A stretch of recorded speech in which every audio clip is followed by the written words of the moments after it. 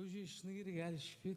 Не істеп жүрсіздер ішпеген? Уақыт болмай жатыр. Уақыт болмай жатыр көже ішетін. Қол тимей ма соншалықты кәдімгі? Жоқ, қол тигенде жасайтын адам болмады әлі. Жасай. Одан бар нәрселер ішіп десеңші әлі. Енді ауылдан анамыз келді, папамыз келді. Бірақ бір құдай тамақ сияқты өткізген наурыз көжені енді жасайтын шығармыз енді. Әлі бір ай бар ғой негізінде. Жалпы сәуір айында да тойлана береді. Неге құдай тамақ жасадыңыздар, соны бірден бөлісе кетерсіздер ма, әлде кейінірек қалдырасыздар ма? Білмей, кейінірек қалдырады өзі деп. Болады, ол да болады, иә. Жоқ, Айта берсе болады. Онда айта береміз. 2-3 күн болды, үйлі болдық, үйімізді алып. Аллаға шүкір. Баспана құтты болсын, қоныс құтты болсын, расымен. Берекелі шаңырақ болсын. Іші жанға толсын, сырты малға толсын.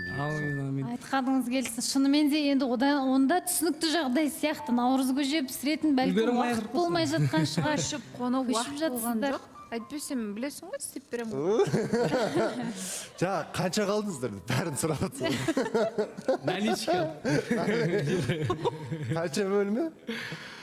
Бізге бір 2 бөлме. Әдемі ғой, құтты болсын енді. О заманда, бұл заман Алматы қаласында үй болса жетістік олды. Әрине, осы Қосылаяқтан үйленіп кеткеніміз қанша жыл болды бізге? Сендер білмесеңдер, мен білмеймін. 2 жыл. 2 жыл болды ау. Иә, үйленіп кеткен 2 жыл, 2 жыл тырнақтап, жинап, әйтеуір ертерек үйлі болайық деп.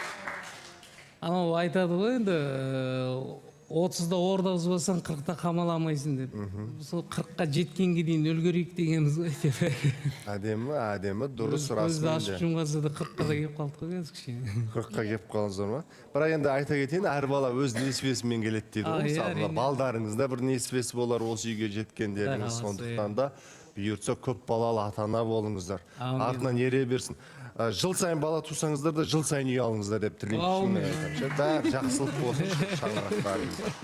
Бізге де жұғысты болсын, баршамызға Жұғысты болсын. Иә. Енді негізі бастысы әрине Алланың қалауымен болды. Әрине, Одан кейін осы Қосылаяқтың да себепшісі сіздер осы жерде үйленіп, балалы болдық, үйлі болып жатырмыз. Енді осы жерден шыққан адамдар негізі жаман болмайды деп айтамын. Бастысы ол әркім өзіне байланысты деп ойлаймын. Егер ниетің таза болса, өзің бір ішінде шынайылығың бір кәдімгі өз-өзіңе сен өзің шынайылығың болса, ол отбасы болып кету қиын емес деп ойлаймын. Басы адал, махаббат болу керек, иә? Сендерге айтып отырмын мен барлықтан. Иә, дұрыс айтасыз, иә. Пікір айтатындар бар. Ассалаумағалейкум досым. Құрдас, дауысын танып қойдым. Қалай жағдай? Денсаулық қалай, амансыз? Біздің 4-ші маусымда ең тәтті жұптардың бірі еді бұлар. Бірақ енді шытырманды оқиғалар да болды. Біздің қызымыз как всегда қызғанып жүреді. Ізбасар оны вообще не істемейді. Өте мінезі мықтышы. Сабырлы жігіттердің бірі ғой енді. Біраз әңгімелер болды, біраз қалжың нелер болды. Бірақ енді тойын айта кетсек, тойы мықты болды кезіндеші. Тойына барып, жаңағы ауылға барып, кәдімгідей ат салысып, сол жерде тойлағанымыз бар еді. Сол қош келдіңдер. Енді менің сезонымда отқан жігіттердің уже балалары бар. Уже 2 жыл өтіп кетті. Бізде әлі жоқ деген секілді жаңа Ақерке маған мазақтап отыр да. Сенмен отқандардың уже балалары бар, сен әлі жүрсің деп. Сол секілді досымды көргеніме қуаныштымын, жұбайында көргеніме қуаныштымын. Тек бұл кісілерге бақыт тілеймін. Осылардың жолын болсын, берсін. Бізге қарап отырсаң, кәдімгідей өнеге көрсететін, кәдімгідей біз қалай айтсам екен, осыларға қарап пример ғой біздің. Шын айтайын. Өте жақсы жұп, жақсы отбасы, ұйымшыл екеуі де пысық. Ізбасардың өзі қалай пысық жігіт, мысалы. Сол сендерге тек қана ақ тілек, бауырым. Аман болыңдар, тіл көзден сақтасын, сендерді Алла Тағала. Сен де биылдан қалма енді. Енді пәтерлерің көп болсын, ақшаларың мол болсын, аман болыңдар. Үйге келесің ғой, шақырам ғой. Енді расымен наурызда бір жақсы жаңалықпен келіп тұрған расымен қуанып тұрмыз. Тағы бір қошемет тұрып қойшы. Шынымен де кәдімгідей Бұл кісілерді түсініп тұрмын ғой, жайлап ақша жинады, ішпет, жемет, қыдырмады, әйтеуір жайлап жинады. Соны біраз қысқарттық. Соны қысқартсаң да жақсы. Енді шығып жатырмыз. Кеше аяқ киім алдым деп. Қалған бір ақша бар. Енді ол, былай айтқанда ашшындық қой енді. Жасырмайсың ғой. Анау үйге ақша жинайсың, бәрін жаңағында депозит дейді, ондай неге құйып атасың. Бір күн қарасақ кәдімгі бір киетін аяқ киім қалмай қалыпты. Енді аяқ киім қалмағанда енді ескілер болып қалады ғой. Оны бір жерге киіп қойғансыз, тағы киіп барыңыз. Сонымен алдың күндер ме екеуміз ойлай енді өзімізге көңіл бөлейік енді. Кішкене ары бері қыдырайық, не етейік енді, алатын үйімізді алдық деген. Үй құтты болсын, аяқ киім құтты болсын деп жаңа басында айта салмапсың, сондықтан қосып береді. Иә, сондай өшім. Біріншіден де Сіз не алдыңыз? Пауза қалдырма. Бұл кісі негізде кабыл киіп беретін болатын. Келем деген просто Жоқ, негіз. кішкене сәл тырнақтан проблема бар. Жаным, ақ көңір қылырма бәрін айтады. Жаңа неше деп бәрін сұрап тұрсың сенде. Ақерке не болды? Иә, Бауыржан мырза, Балауса ханым, қайырлы күн, қош келіпсіздер.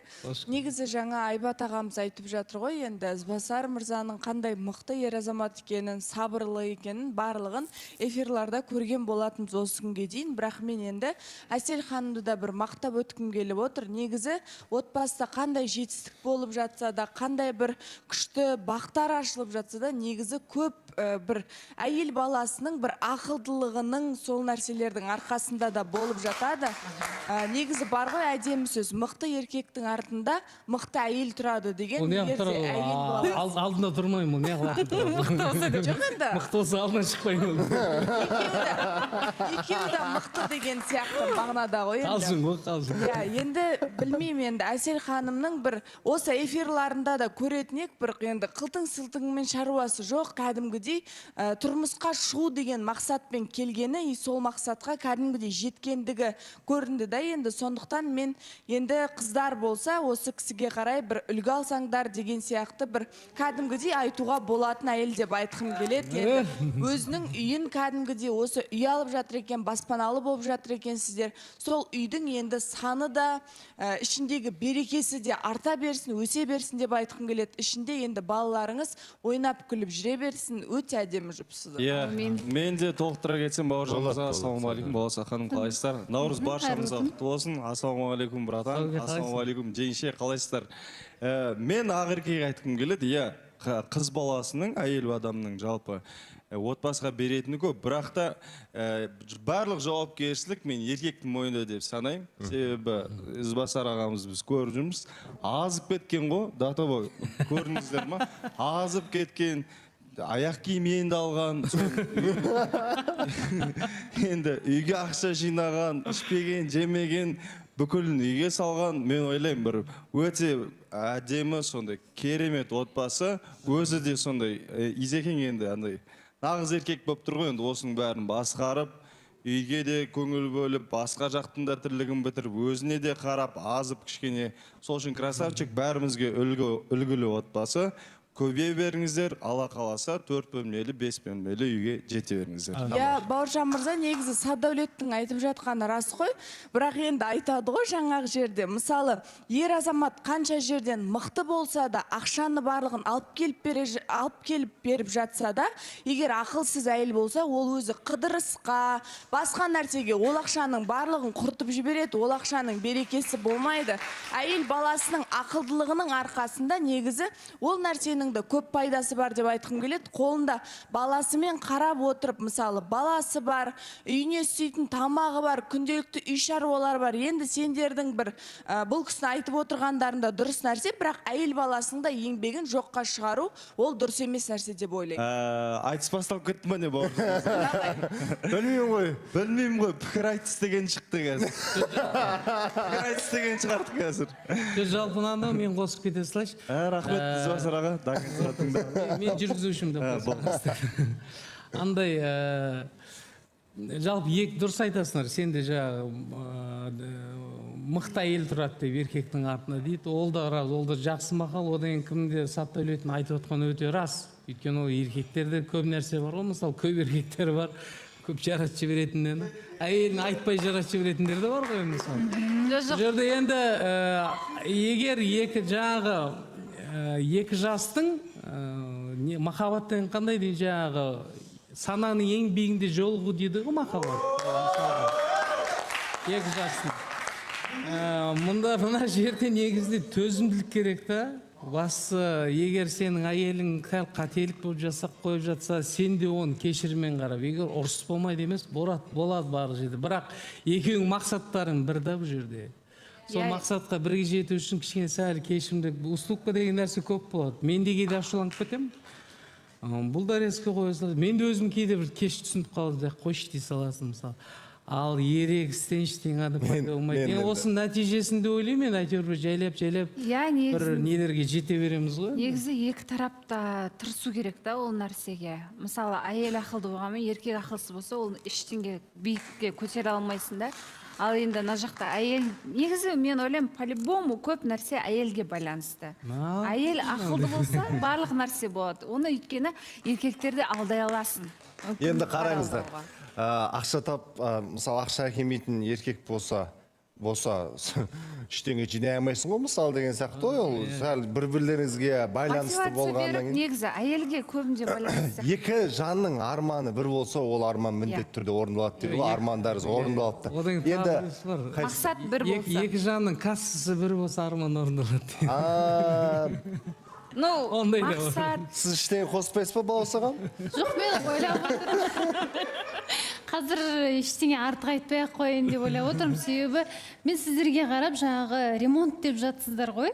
Соған байланысты қарап ойлап отырмын. Негізі ремонт десе енді көп адамдар бір-бірімен ренжісіп жатады. Сол жерде қорыстың көзі, көгесі сол жерде қорыстың. Негізі солай, осы жақында ғана бізде бір кішігірім ремонт жасап, біраз жерге дейін барғанымыз бар. Сондықтан мен ойладым, тіпті енді сіздер үй алып, одан кейін оның ремонт жасағаннан кейін әйел адам мен кафель керек дейді, ер адам маған басқасы керек дейді, ламинаттың түсіне дейін кейде ренжісіп қалатын кездер болады. Ең қиыны сол болды ғой. Мен жаңа өзім білем деп кетем ғой. Жаңа анам дейді таңдайын дейін де бір кезде. Қаяқтың бір светін бәрі өзгеріп кетеді. Суреттер жіберіп атасың ба, қайсысын алайын? Өзің біл деймін. Сонда бәрі бір түбінде әселдің жаңа талғам бойынша жасалынып шыққан шығар. Барлығының түсі сол кісінің талғамымен болды шыны керек. Мен тек жаңа ғана... Сіз құптап оттыңыз ғой. Қай жерде орналасатынын мен айттым, мен бірақ түстерім бәрі өзі тапты енді, сондай. Вообще ақылдасып істедік барлық нәрсе. Тәтті ұрыс қой негізі ол дейтініз. Жақсылыққа баламалған ұрыс, сондықтан да ештеңе етпейді. Қазір үйге қарап, естеріңізге салып отыратсыздар, мысалы, кейбір сәттер. Мына жерде ваннаны істейтін кезде қанша ұрысқан едік, мысалы, нан алайық деген сияқты. Ол да бір тәтті естелікке айланады, сондықтан да ода тұрған ештеңе жоқ деп ойлаймын. Жарайсыздар. Бізде жарнама. Мен сразу баса қоямын да. Мен білем, бұл кісінің ашуланса өте қатты болып кететін, уже ашуланатқанда болды. Все болды, сіздікі дұрыс деп қоясың. Негізінде болады, бір шат-пыт еді қалады ғой біраз. Мен өзім сондаймын. Шат-пыт дей қалады, болды сөрді қап кетеді менге. Одан кейін сыртқа шығып болады ғой, бір жаққа шыққың келеді. Бұл кешігіп атады, босаш бір деп айқайлап қойып. Сыртқа шыққан ит жалғастырып кетеді. Жаңа не қайда, анау қайда деп ұмытылып кете береді. Мен де сол, андай сақтамын. Кейбіреулер бір ұрысса, бір 3-4 күн етіп қалады. Одан ешқандай пайда жоқ. Негізінде үйдің берекесін кетіресің. Ассаламағалейкум. Уағалейкум сәлем. Қош келдіңіздер. Қош келдік. Шаңырақтарыңыз құтты болсын, сол үй бала-шағаға толсын. Аумин. Енді сіздер сияқты бізде осындай нәтижемен шығуды Алла нәсіп етсін. Енді жаңа Бек айтып жатыр ғой, кім мықты, касса кімде депш, ол мықтылыққа байланысты емес деп ойлаймын, менің пікірім. Мен мысалға өзім ақша ұстай алмайтын адаммыш. Егер де мен үйленетін болсам, ол мықты да емес, мықты да беріп қоятын едім, өйткені ұстай алатын адам болса. Кешірші, Жансая көңіл күйсіз отырды да. Мен ойладым, қазір сұраймын, не болды Жансая деп ше. Ақша туралы айтқанда, мен Жансая қарап тұрмын. Бұлай Зарина жаққа қарап отты да, бір кезде ақша туралы айтты да, мен ұстай алмаймын, анамына деді. Мен үйленіп атсам деген, жай жатса бірінші кірді да қарады да мен ұстай саламын деп бірден көтеріліп кетті ғой көңіл күйі. Аяқтамаңыз әңгімеңізді. Иә. Жоқ, соған байланысты деп ойлаймын негізі көбіне. Ал енді Ізбасар негізі осыға дейін көбіне әнші ретінде сахнада көретін болатын. Енді біраз болды көрмей кеттік. Енді сахнаға оралдың ба, әлде оралатын ойың бар ма, соны біле бересіз. Ораласыз ба? Негізінде баяғыда өзім бір әзілдейтінмін ғой сол. Негізінде әншімін ғой мен негізі. Негізімен. Баяғыда қосылақта жүргенде айтдым ғой, негізі мен әншімін ғой деп. Жалпы бір істі бастадым да, осы үйді алып алайық деп, көбіне соған ақшаларды, көбіне соған жинадық. Енді осы үйімізге кіріп алдық. Қалса мен негізі Нұртас екеуміз ақылдасып болғанбыз, біраз дүниелер бар, Нұртастың компьютерінде жатыр ол. Соны жайлап осы бір жақындарда барып ақтарсақ па деген. Нұртастан қайта сұрап тұрмасаң жата береді ол. Арасы сұрап қойсаңыз шығарып береді. Нұртас өзі біледі оны дайын тұрған. Ол творчество жағы, әрине менен творчество жағы кетпейді. Өйткені не деген өнер адамымыз, әнді айтарымыз әрине. Бірақ бірінші менің мақсатым бірақ жанұя менде қазір өйткені. Бастысы бірінші осы аман қылып жанұяны үйге орналастырып неткеннен кейін творчествоны жайлап қатар алып жүре береміз. Енді мамандық бәрі менде әншілік қой енді. Жоқ, жалпы просто табыс көзі қай жақтан болып жатыр деген. Табыс көзі негіз бұл жерде жеңешеңнің пысықты. Жеңешең болған білмеймін, жас шығарсың еді бірақ енді. Мен жассың ба? Сенен кішімін. Бұл не? Жеңешең бұл жерде пысықтылығы. Өйткені басында біз осы Қосылайықтан шыққанда, былай айтқанда, ешкім мысалы бірден жұмыс істеп кетпейді ғой енді. Бірінші бір-біріміз ақылдасамыз. Біз жеңешең екеуміз ақылдасқанда мен сол кезден бірден өнерді қолға алып кетсем егер, мен үй көрмей кететін едім шыны керек. Өйткені анаяққа той, мен Қосылайықтың өзіне жүрген кезде білесіздер ғой, көп сұранып кетедім. Редакция жағын көп ренжітіп қойдым негізде. Көп сұранып, көп кешігетін. Өйткені аға Қызылорда, Шымкент сондай тойға көп кетіп қалатын. Ал отбасылы болғаннан кейін енді мен көп тастағым келмеді. Өйткені балалы болғаннан кейін де тастап кете алмайсың. Көмек керек үнемі. Аха, содан кейін сәл кішкене өнерді қоя тұрдым да, барлық жұмысты жеңешең бір бизнесі бар. Сол бизнесті мен артынан қолдап отырам. Общий бизнес. Аха, сол бизнесті қолдап отырам. И жеңешең кәдімгі лицо болып жұмыс істей береді. Бұйыртса, бәрі күшті болса, әншілікке бет бұрғысы кетіп тұр ғой, енді ішкі жан дүниесінде ән шырқау, енді әншімін ғой негіз деп жатыр ғой. Соған сіздің көзқарасыңыз қарсы емессіз бе, қолдау бар ма деген секілді. Әлде қызғаныш басымырақ болып, сол бір керісінше ол бір ұрысқа алып келетін дүние ма сіз үшін? Негізінде Бірақ әр адам бала арман орындаса күшті ғой деп жай сөзін сөйлеп қойды. Сіздер рұқсат сұрап отырған сияқтысыз. Бірге ма? жоқ, өзі біледі ғой, әркім енді әнші болам десе, әншілікке кетем десе, мен қарсы емеспін ол нәрсеге. Өзінің желаниесі. Күшті емес пе күйеуіңіздің әнін тыңдап, үй жинап жүрсең мысалы? Мен всегда айтамын, маған ән айтып берші деймін, бірақ почему-то үйде ән айтып бермейді маған.